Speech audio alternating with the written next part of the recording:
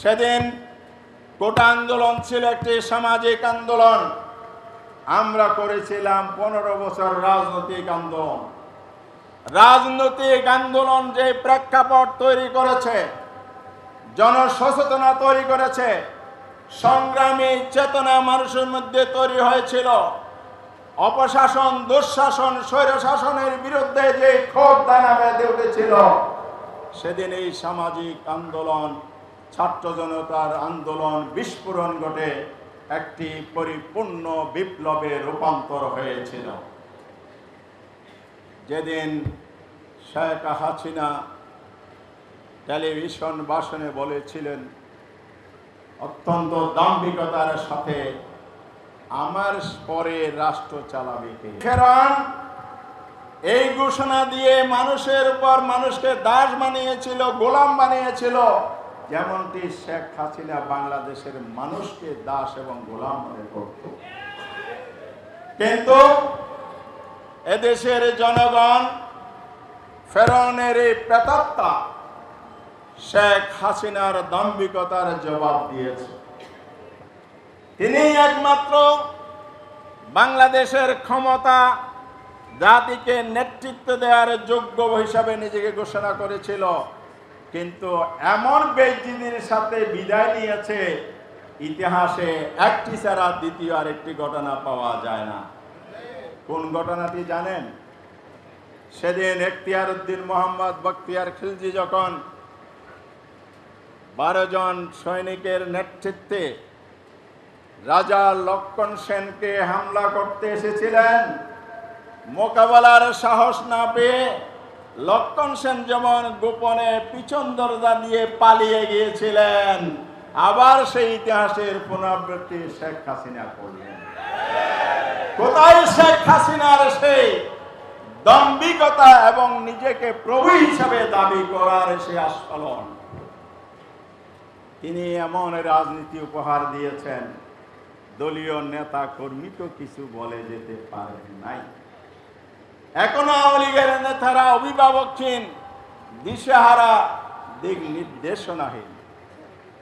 সেদিন তিনি গণভবনে বসে যখন বাংলাদেশের দেশপ্রেমিক সেনাবাহিনীর সাথে বৈঠকে বসেছিলেন, তিনি শেষ পর্যন্ত বললেন, তোমাদেরকে এই জায়গায় আজকের দিনটির জন্য বসিয়েছিলাম। তার মানে তিনি কোনো মেধা এবং ক্রম অনুসারে এদেরকে নিয়োগ দেন নাই, একমাত্র নিজের ক্ষমতার পাহারাদার হিসাবে, রক্ষা কবচ হিসেবে নিয়োগ দিয়েছিলেন। কিন্তু বাহিরের জনতা, দেশপ্রেমিক সেনাবাহিনী যেভাবে ফুঁসে উঠেছিল, ক্যান্টনমেন্টের সেই মত বিনিময়ের কথা আপনারা জানেন। সেনা প্রধান নিজেই তুফের মুখে পড়েছিলেন, বাধ্য হয়েছিলেন। আত্মীয়তার কথা সেদিন আর মনে রাখতে পারেন নাই, কারণ তিনি জানেন যদি আমি জনতার বিরুদ্ধে যাই, শুধু তিনি শেষ হবেন না, আমাকেও শেষ হতে পারবে। মানুষ সবচাইতে নিজের জীবনটাকে ভালোবাসে। আমি বলবো না তারা ভুল পথে পরিচালিত হয়েছে, আমি বলবো তাদেরকে ডিক্টেট করা হয়েছিল। তবে তারা সেদিন মেরুদণ্ডহীন ভূমিকা রাখেন নাই, সোজা হয়ে দাঁড়িয়ে জনগণের মতকে, ভাষাকে বুঝতে পেরে শেখ হাসিনাকে তারা নো নো বলে দিয়েছিলেন, যার পরিণতি হয়ে গেছিল শেখ হাসিনা গো এবং গো। মনে আছে? সেদিন তিনি সময় চেয়েছিলেন একদিন, 3 তারিখের মিটিংয়ে সময় চেয়েছিলেন, 4 তারিখ সময় দেওয়া হয়েছিল। সেই 4 তারিখে আওয়ামী সন্ত্রাসীদেরকে সশস্ত্র অবস্থায় সুসজ্জিত করে রাজপথে নামিয়েছিল। সেই একদিনেই 150 শতাধিক ছাত্র জনতাকে খুন করা হয়েছে, মনে আছে? কিন্তু মানুষ লাশের উপর দিয়ে মিছিল নিয়ে গেছে, প্রতিরোধ গড়ে তুলেছে। লাশ দেখে, রক্ত দেখে পিছনে যায় নাই, সামনের দিকে এগিয়ে গেছে। যত লোকের গুলি লেগেছে, বুকের মধ্যে লেগেছে, কারো পিঠে গুলি নেই, তার মানে সামনে গিয়ে গিয়েছিল। মাত্র 1 ঘন্টার যুদ্ধে তারা পরাজিত হয়ে জনতার বিজয় 4 তারিখে হয়েছে। সেখান থেকে 5 তারিখের ঢাকা চলো লং মার্চের ঘোষণা দেয়া হলো। আর সকাল থেকে মানুষ যখন রাজধানী অভিমুখে একত্রিত হলো, সেখানেও গুলি করা হলো, মানুষ মারা হলো। আমরা সেদিন চরম উদ্বিগ্নতার মধ্যে ছিলাম। আপনারাও কি বলতে পারেন সেদিন দুপুর 12টা-1টা পর্যন্ত দেশ কি হচ্ছে, কোন দিকে যাচ্ছে বলতে পারবেন নিশ্চয়তা দিয়ে? চরম অনিশ্চয়তার মধ্যে দেশ চলে যাচ্ছিল। সেই অবস্থায় আল্লাহ তাআলা মহান রব, শেখ হাসিনা ফেরাউন শক্তিধর নয়, ইন্নাল্লাহা আলা কুল্লি শাইইন কাদির, আল্লাহ তাআলা সেটার প্রমাণ দিয়েছেন। মহান রবের সাহায্যের বদৌলতে সেদিন যারা টেলিভিশন দেখেছেন, শেখ হাসিনা পদত্যাগ করেছে, তিনি দেশ ছেড়ে পালিয়ে গেছেন। দুপুর 2টায় সেনাপ্রধান ভাষণ দিবেন, রাজনৈতিক দলগুলোর সাথে বৈঠক করবেন, মনে আছে? তাহলে আল্লাহ তাআলা কি না পারেন? কুলিল্লাহুম্মা মালিকাল মুলক তুতিল মুলকা মান তাশা ওয়া তানজিউল মুলকা মিম্মান তাশা ইলা। আল্লাহ সবই পারেন, ক্ষমতা দিতেও পারেন, নিতে পারেন, এটা তার শক্তি। তিনি সেদিনও সময় চেয়েছিলেন, কিন্তু ওনারা বলেছেন নো, কোনো সময় নেই, আপনার সময় 40 মিনিট, এর মধ্যে আপনাকে যেতে হবে। ঘটনা বোঝা যায়, শোনা যায়, প্রমাণও আছে। তিনি সেদিন হুঁশ হারিয়ে ফেলেছিলেন। কিসের মায়ায়? ক্ষমতার মায়ায় তিনি হুঁশ হারিয়ে ফেলেছেন।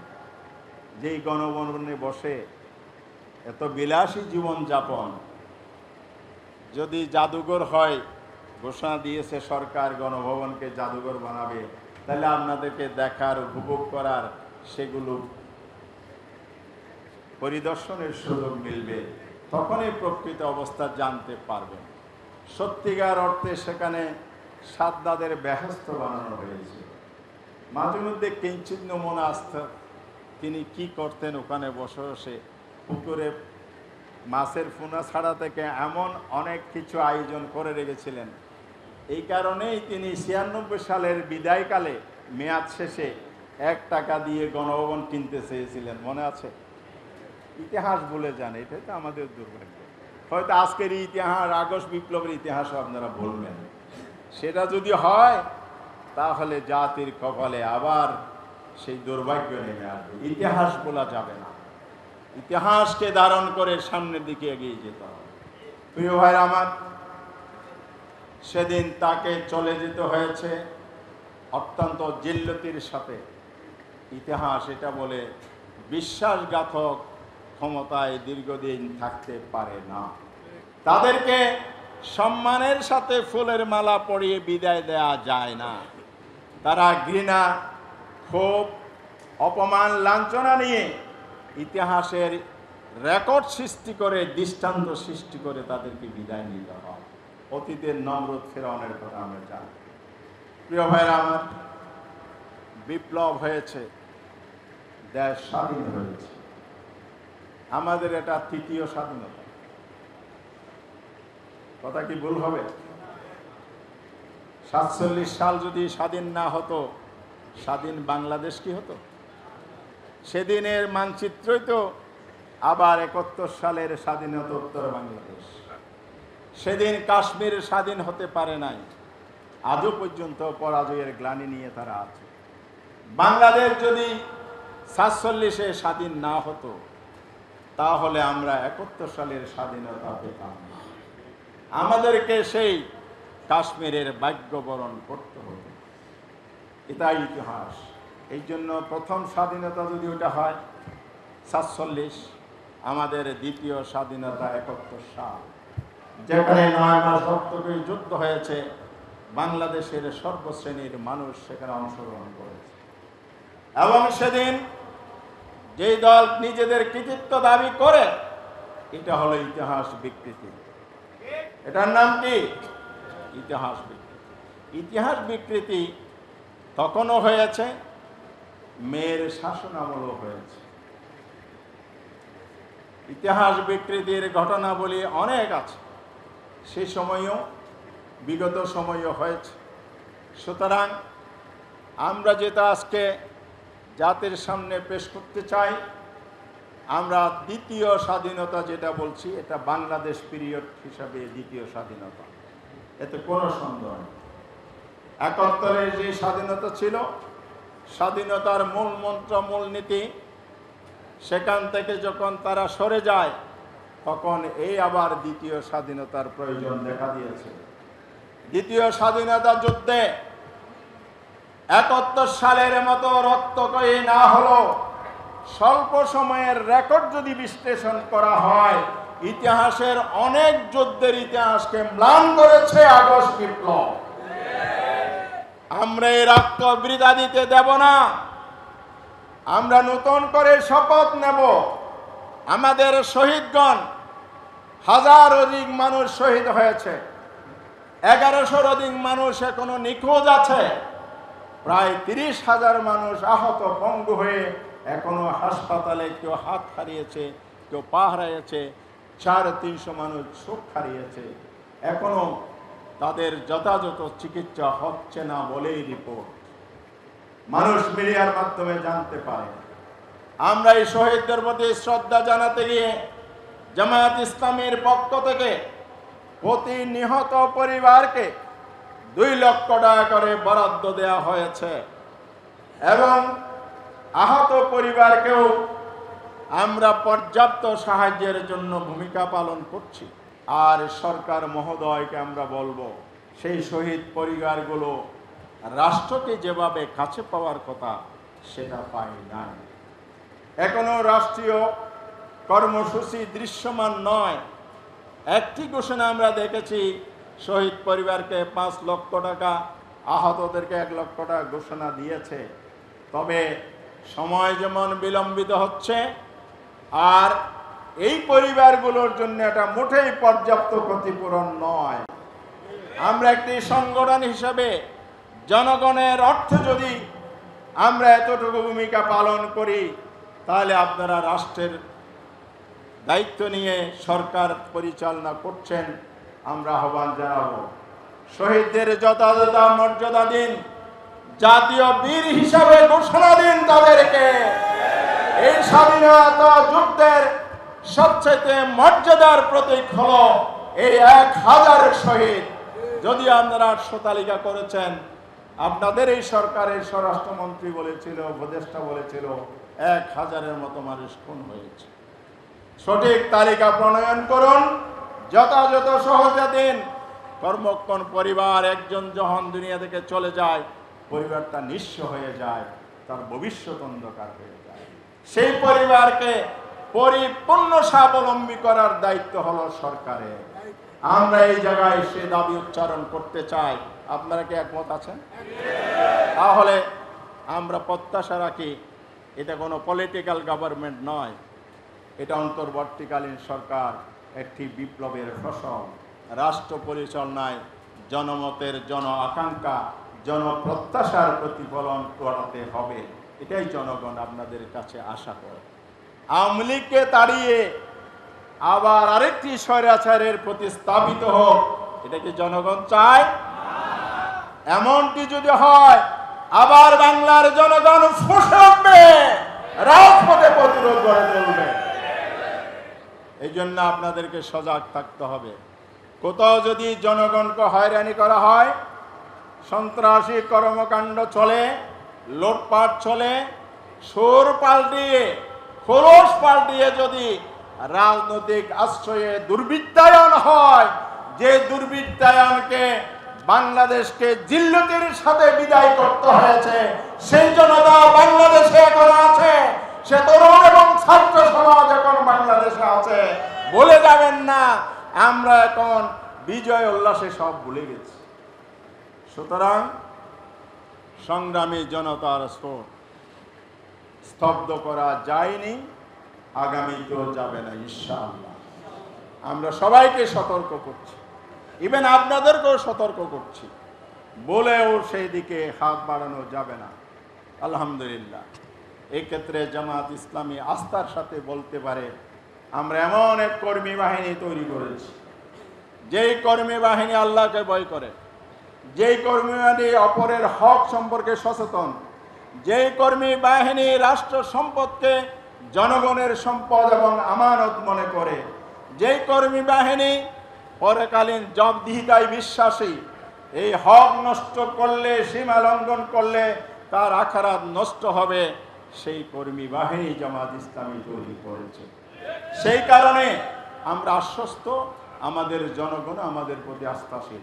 প্রিয় ভাই আমার, লোভ লালসা এবং সাময়িক আনন্দ উপভোগ, সাময়িক সমৃদ্ধির প্রত্যাশা নিয়ে আমাদেরকে ইসলামী নীতি নৈতিকতার বাহিরে চলার কোনো সুযোগ নেই। সেই পথে আমরা কখনো যাই নাই। এবার আমরা অবশ্যই নিজেরা দৃঢ় থাকবো এবং জনগণকে আমরা এই জায়গায় ঐক্যবদ্ধ করবো ইনশাআল্লাহ।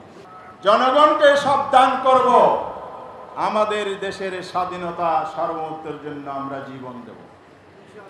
কি বলেন? প্রস্তুত আছেন? সেই দেশপ্রেম আছে আপনাদের? দেশের সীমানা হেফাজত রক্ষা করার জন্য আল্লাহ রসুল সাল্লাল্লাহু আলাইহি ওয়াসাল্লাম বিশেষ মর্তবার ঘোষণা দিয়েছে। মনে পড়ে? তাহলে রসুল সাল্লাল্লাহু আলাইহি ওয়াসাল্লাম যদি তার দেশের সীমানা, রাষ্ট্রের সীমানার হেফাজতকারীকে জান্নাতের গ্যারান্টি দিয়েছে, জামাত ইসলামী সেই রসুলের আদর্শে বিশ্বাসী।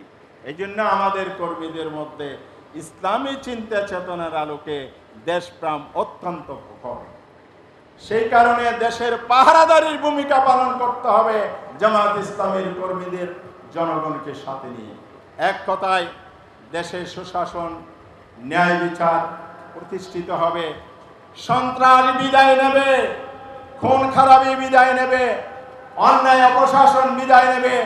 জামাত ইসলামী যদি রাষ্ট্র ক্ষমতায় আসে, ধর্ম বর্ণ নির্বিশেষে, হিন্দু মুসলিম জাতি ধর্মের ঊর্ধ্বে উঠে, ধর্মদের ঊর্ধ্বে উঠে সকল মানুষ তার অধিকার ফিরে পাবে। রাসূল সাল্লাল্লাহু আলাইহি ওয়াসাল্লাম এবং সাহাবায়ে কেরাম এই আদর্শ উপস্থাপন করে কিন্তু মানুষের সমর্থন আদায় করেছে। তাহলে আমাদেরকে জ্ঞান চর্চা, উন্নত আমলের অধিকারী হতে হবে, তার সাথে ঘরে ঘরে দ্বীনের দাওয়াত পৌঁছাতে হবে। এতদিন আপনারা প্রতিকূল পরিবেশে ছিলেন, এখন অনুকূল পরিবেশ, এটা আল্লাহর নিয়ামত। এই নিয়ামতের শুকরিয়া আদায় করতে হবে কাজের মাধ্যমে। দ্বীনি চেতনা নিয়ে মানুষের ঘরে ঘরে যেতে হবে। নবীগণ যেভাবে দ্বীনি চেতনা নিয়ে মাথায় মার খেয়েছে, রাসূল সাল্লাল্লাহু আলাইহি ওয়াসাল্লাম একবার উঠেছেন সাফা মারওয়ার পাহাড়ে, আবার ছুটে গেছেন কাবার পথে, নারী বুড়ি চাপিয়ে দেওয়া হয়েছে, দুঃখ কষ্ট ভারাক্রান্ত হৃদয় নিয়ে ঘরে বসে থাকে নাই, আবার রাস্তায় রাস্তায় ঘরে ঘরে অলিতে গলি দ্বীনের দাওয়াত পেয়েছেন। মক্কায় সুযোগ পান নাই, তায়েফে চলে গেছেন, সেবা তালেবের মধ্যে 3.5 বছর অনাহারে জীবন চালিয়ে দাওয়াতের পথ থেকে বিচ্যুত হন নাই। এভাবে দাওয়াতি কাজ সম্প্রসারণ করেছিলেন বলেই মদিনার রাষ্ট্র কায়েম হয়েছিল। কি করতে হবে? পরিশ্রম করতে হবে, ত্যাগ স্বীকার করতে হবে, সকাল সন্ধ্যা আমাদেরকে সময় দিতে হবে, অর্থ দিতে হবে, কোরবানি পেশ করতে হবে। সেকুলারিজম প্রতিষ্ঠার জন্য লক্ষ লক্ষ মানুষ জীবন দিয়েছে। চীন, রুশ, ইরানে ইসলামী বিপ্লব হয়েছে, বিভিন্ন জায়গায় ইতিহাস আছে। আর বাংলাদেশেও সেই স্যাক্রিফাইস যদি আমরা তৈরি করতে পারি, তাহলে ইনশাআল্লাহ এখানেও বিজয় আসবে ইনশাআল্লাহ। এর জন্য আমরা কি করব? আরেকবার নতুন শপথ নিলাম, আমরা ভয় পাব না, হতাশ হব না, নীরব নিস্তব্ধ হব না, আমরা এগিয়ে যাব, আমরা সময় দেব। 24 ঘন্টার মধ্যে কয় ঘন্টা দিবেন? 3 ঘন্টা দিবেন? 3 ঘন্টা কি বিপ্লব হবে? হবে না। তাহলে আপনার টাইম ম্যানেজমেন্ট এমন করবেন যাতে আপনি প্রতিদিন দাওয়াতি কাজ করতে পারেন, সংগঠন গড়ে তোলার জন্য সময় দিতে পারেন, এবং সমাজ সেবা দাওয়াতের অন্যতম প্রধান কৌশল। মানুষের পাশে দাঁড়ানোর জন্য সময় দিতে হবে। শুধু সংগঠনই সব করবে তা না, ব্যক্তিগত উদ্যোগে আপনার অনেক কিছু করার সুযোগ, পাড়া প্রতিশ্রুতি দায়িত্ব দিয়েছে না আল্লাহ রাসূল, কোরআন দিয়েছে কিনা, সেই দায়িত্ব পালন যদি আমরা সঠিকভাবে করি, তাহলে ইনশাআল্লাহ এই মাটি, এই ধানমন্ডি ইসলামের দুর্ভেদ্য ঘাঁটিতে পরিণত হবে ইনশাআল্লাহ। আর আমরা যদি সেভাবে মেহনত করি, মেধা, শ্রম, অর্থ দিয়ে যদি আমরা ময়দানে বিনিয়োগ করি, এটার রিটার্ন অবশ্যই বিজয় আকারে, ফিদ দুনিয়া হাসান আকারে আসবে ইনশাল্লাহ। পরিণতি আল্লাহর কাছে আমরা উত্তম জাযা লাভ করবো ইনশাল্লাহ। তাই সবাইকে সে আহ্বান জানিয়ে আমার কথা শেষ করতে চাই। আল্লাহ তাআলা বলেছেন, ইয়ানসুরকুমুল্লাহু ফালা গালিবা লাকুম, তোমরা যদি আমার সাহায্য পাও, আল্লাহর সাহায্য যদি তোমাদের প্রতি আসে, পৃথিবীর কোনো শক্তি তোমাদের পরাজিত করতে পারবে না।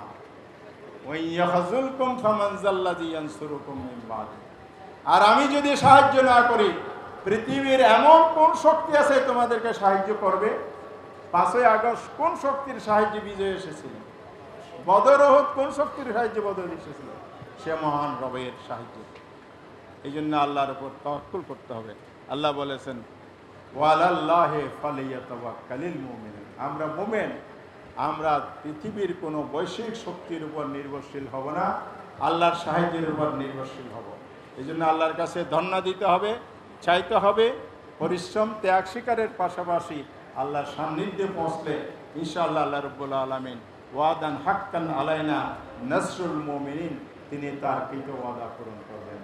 আসুন সে আহ্বান জানিয়ে আমরা আবার ঘুরে দাঁড়াই, এই জমিনের নেতৃত্ব ইসলামী আন্দোলনের হাতে তুলে দেওয়ার পরিবেশ তৈরি করি, সে প্রত্যাশা ব্যক্ত করে সবাইকে আবারও ধন্যবাদ জানিয়ে আমার কথা শেষ করছি। ওয়া আখিরু দাওয়ানা আনিল হামদুলিল্লাহি রাব্বিল আলামিন। আসসালামু আলাইকুম ওয়া রাহমাতুল্লাহ।